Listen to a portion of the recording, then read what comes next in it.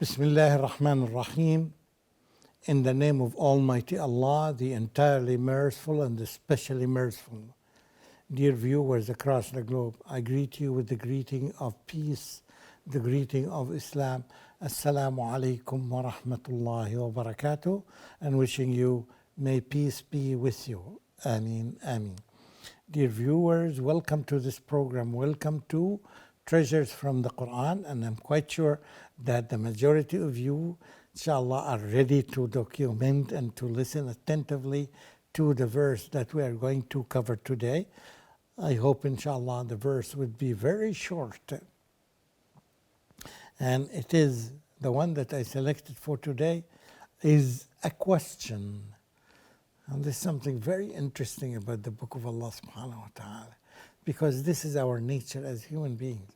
When you read a story, you may feel bored because the topic may be a little bit above your thinking. So one of the ways that would help you is that to be asked questions. Otherwise you may sleep. You may be heedless. This is the nature of human. Unless you are really active, and unless really you are hyper about this kind of knowledge that you are going to learn. And one way here, which is a recommendation for all of us as parents or as human beings or as leaders or as educators, we use this style, linguistic style. It's very common in all languages. Nobody knows all languages, but whenever you go, wherever you go, you find people asking questions. So here Allah subhanahu wa ta'ala asks these questions to think, because they are vital questions. Some people are caring, have a lot of care about their life. They say that I'm doing good. I'm every day, every hour, I'm doing perfection. I'm doing perfect works. I'm doing good jobs. I'm obeying Allah. I am obeying Allah. In every aspect of life, I'm doing this. And I'm keeping myself away from ways of disobedience. I'm keeping away myself from following the bad humans and the jinn. I'm avoiding that. So where is my place on the day of judgment? Will I be in paradise? Will I be somewhere else? So here is a question that's related to that. Very good question. Allah subhanahu wa ta'ala said, A'udhu billahi minash shaitan rajim. This is ayah number 35 and 36 in chapter called chapter 68. People in their discussions and in their comments and their arguments, a lot of us face and confront this question because we believe on the day of judgment. We believe that this life is going to end. So Allah subhanahu wa ta'ala asks people in His book, in the final message that had been sent to us by our beloved Prophet Muhammad sallallahu alaihi wasallam. So in this verse 35, Allah asks this question: A'udhu billahi minash shaitan rajim. أفنجعل المسلمين كالمجرمين ما لكم كيف تحكمون. Meaning, are we going to make the Muslims, the ones who obeyed Almighty Allah, are we going to deal with them like we deal with the criminals, the disobedient ones? Think of it. Think of it. Whether you are a Muslim or not, ask yourself this question. That's what Allah subhanahu wa ta'ala asked in this verse. أَفَنَجْعَلُ الْمُسْلِمِينَ كَالْمُجْرِمِينَ مَا لَكُمْ كَيْفَ تَحْكُمُونَ. Of course not. how are you going to? What kind of opinion, what kind of judgment do you have? Are they equal or not? Are they going to be in the same place and in the same location or not? Allah subhanahu wa ta'ala going to deal with the people who were good throughout their life, the messengers of Allah, the prophets of Allah, are going to be treated as those criminal people, as those ones who killed millions and millions of humans? Are we going to deal with the good ones like those ones who have abused others in all aspects of life, who have taken the properties and the monies of others? أفنجعل المسلمين كالمجرمين ما لكم كيف تحكمون. It's a very, very beautiful question with a very beautiful answer. You think that those criminal generals or scientists who have done these bombs that had killed millions of humans, millions of innocent people, those are the ones who had been diseased, let alone the ones who have been injured, who had all these damages in their life, who had lost their houses, who had lost their properties, who had lost their lands, who had been facing all those. And you'll find those criminals everywhere in the world. And does not require from you a lot of work or a lot of investigation or a lot of research. They are very clear to identify them. So Allah subhanahu wa ta'ala raises the question. Of course, all the time you have to remember that it is not your job, it's not my job to judge those people. It is the job of only our Creator. He is the one who has the full right and the full ability to judge those ones. It's not the act of human beings. Never ever put yourself in a position similar to this to ask this question and to answer it.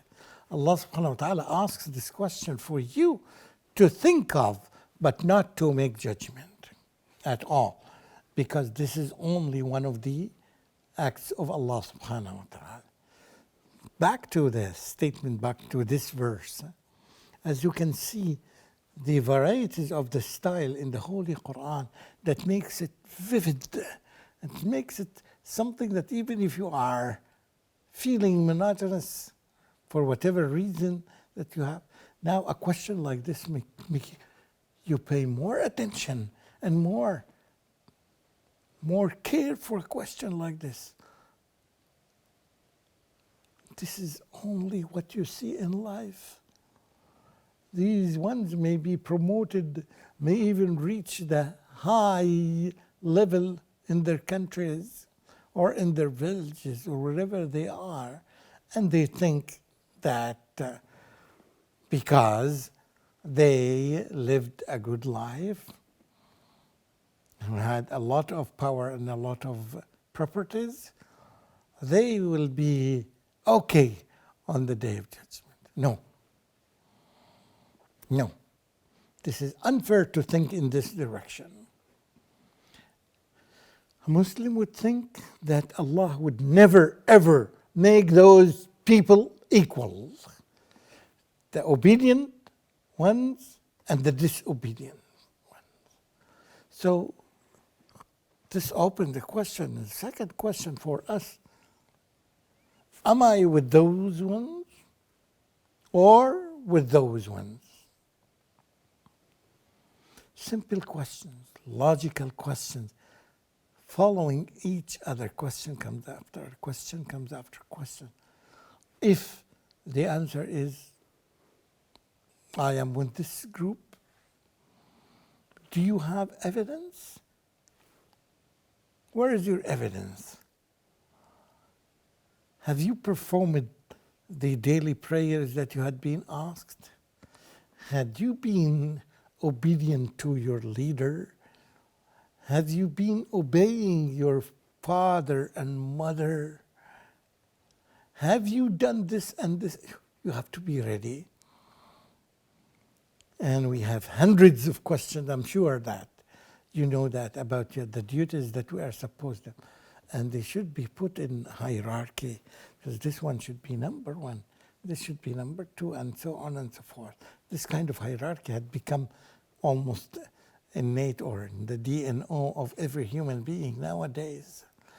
So the more you find yourself are doing those things that Allah loves, that Allah commanded you to do, and also you are following the footsteps of Muhammad sallallahu alaihi wasallam, you feel that you are on the safe side. If not, this is the time to change.